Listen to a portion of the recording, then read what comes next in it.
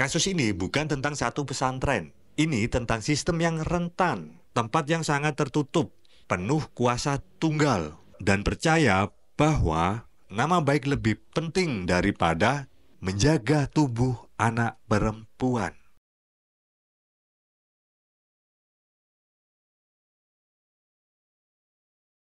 Hai para pencari fakta, gimana kabarnya? Masih waras kah? Dan bagi kamu yang kaget baru lihat channel ini, aku info dikit nih. Di sini kita akan menyelami pikiran paling gelap dari manusia dan mengungkap rahasia di balik kasus klasik yang belum terpecahkan hingga kejahatan modern yang bikin kita bertanya, apa benar manusia bisa sekejam ini?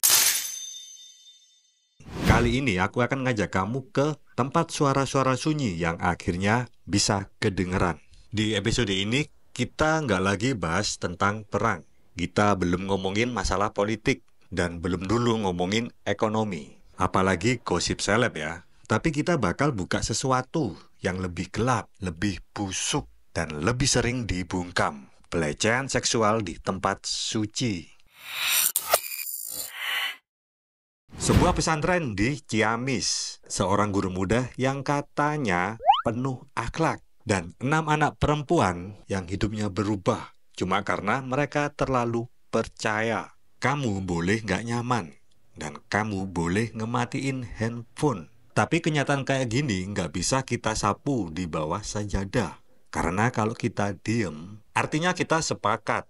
Dan kita tentu nggak akan mau sepakat dengan kebusukan. Aku Beri WB bersama Zona Kriminal.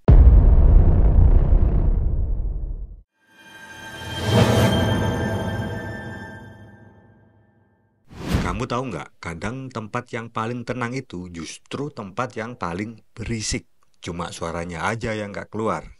Di salah satu desa di Ciamis, berdiri pondok pesantren yang dari luar kayak surga kecil, guys. Ada lantunan ayat tiap hari, anak-anak bersarung, mondar-mandir, dan guru ngaji yang senyum terus, kayak nggak pernah punya masalah hidup. Tapi di balik semua ketenangan itu, ada satu cerita yang disumpal rapat, bukan karena nggak penting, tapi karena terlalu jijik buat diceritain secara terang-terangan. Pelakunya NHN, sekitar 25 tahun. Guru muda, pelatih olahraga, ustadz favorit santri. Manis di depan tapi licik di belakang. Modusnya klasik banget. Pendekatan halus, perhatian lewat chat WhatsApp. Targetnya santriwati lugu yang berpikiran semua guru itu kayak bapaknya sendiri. Dan yang nggak tahu bahwa ustadz yang mereka panggil dengan hormat itu ternyata lebih ahli membongkar celana daripada membimbing akhlak.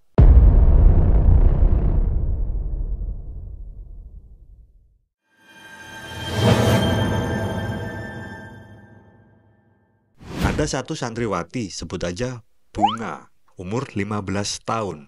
Dia korban pertama yang akhirnya berani bersuara. Awalnya cuma diajak ngobrol bareng tentang tugas-tugas dari pesantren. Katanya, di rumah pelaku sendirian. Lalu kalimat pamungkas keluar. Aku serius sama kamu. Beuh, kita bakal nikah. Kayak iya. Tapi ini rahasia kita dulu ya. Bunga yang polos percaya.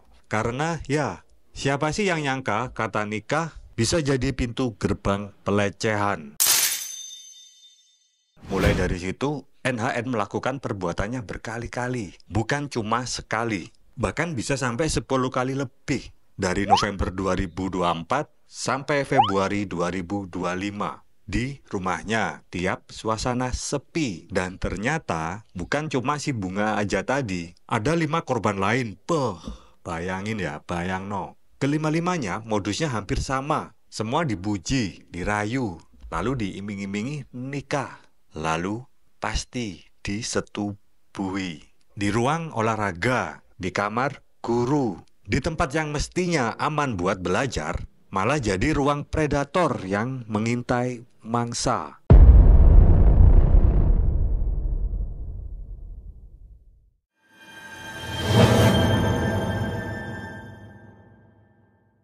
Juni 2025, seperti hari-hari biasanya. Ibunya Bunga nggak sengaja nemu ponselnya bunyi dari kontak yang bernama Ustadz. Muncul notif WhatsApp, lalu awalnya ragu mau membuka.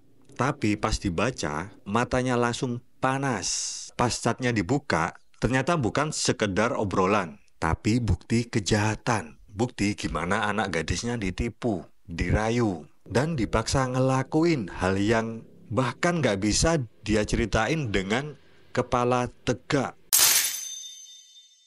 Akhirnya mereka dudukin si Bunga di ruang tamu. Bukan buat marah-marah, tapi buat ngerti. Dan disitulah akhirnya semuanya keluar dan sedikit terungkap. Bunga cerita sambil nangis tentang janji-janji pernikahan, tentang rasa takut, dan tentang rasa malu yang dia pikul sendiri selama ini. Keesokan harinya, keluarga ini akhirnya memutuskan untuk lapor polisi. Dan ajaibnya, NHN langsung ngaku, gak cuma ke Bunga, tapi juga ke 5 korban yang lainnya. Jadi selama ini yang tahu dia, dan mungkin orang-orang lain yang lebih memilih diam.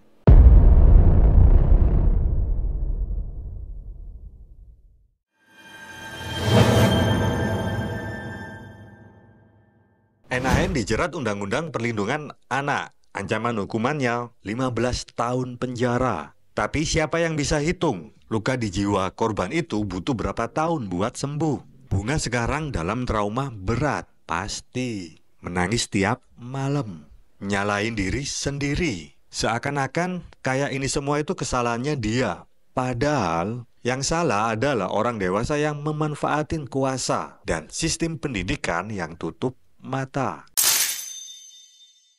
Polisi masih cari tahu, ada nggak pihak pesantren lain yang tahu tapi memilih tutup mulut.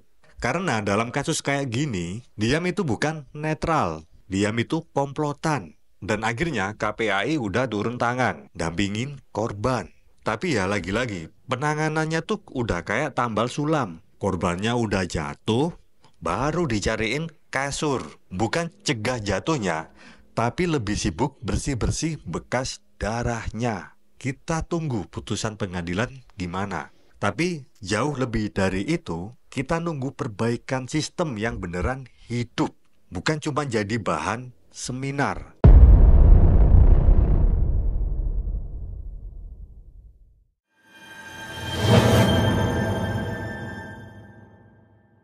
Kasus ini bukan tentang satu pesantren. Ini tentang sistem yang rentan, tempat yang sangat tertutup, penuh kuasa tunggal, dan percaya bahwa nama baik lebih penting daripada menjaga tubuh anak perempuan. Banyak yang bilang, jangan dibesar-besarin, ini aib. Aibnya di mana woi? Di tubuh korban, atau di pola pikir masyarakat yang masih anggap ngadu itu dosa. Tapi melecehkan bisa dinego. Peraturan Menteri Agama udah ada yang isinya tentang pencegahan kekerasan seksual di pesantren. Tapi ya aturan cuma sekuat yang mau nerapin. Kalau pelaksanaannya sibuk ngurus reputasi, bukan keamanan, ya sama aja bohong. Harapan kita cuma satu, jangan ada bunga-bunga yang lain. Jangan sampai anak-anak kita butuh ponsel dibuka ibunya dulu agar selamat. Pendidikan itu seharusnya tempat tumbuh, bukan tempat dikubur pelan-pelan sambil baca doa. Kadang yang bikin luka itu bukan cuma pelaku, tapi semua orang yang tahu, tapi lebih milih pura-pura nggak tahu. Kasus NHN ini nunjukin satu hal, bahwa predator bisa pakai jubah apa aja, bahkan jubah yang kamu anggap paling suci. Tapi ini bukan akhir cerita. Ini baru permulaan buat kita ngerombak sistem. Bukan cuma hukum yang tegas, tapi juga akal sehat dan empati yang nggak bisa dibeli. Dan satu lagi, buat kamu yang mungkin ngerasa kisah Bunga ini hampir mirip sama kamu atau orang terdekat kamu nggak sendirian. Suara kamu itu penting. Luka kamu itu valid. Dan dunia butuh kamu berani buat ngomong. Sampai jumpa di episode berikutnya. Tetap buka mata, buka telinga, dan jangan gampang percaya sama senyum orang dewasa yang terlalu manis. Aku Berio bersama Zona Kriminal.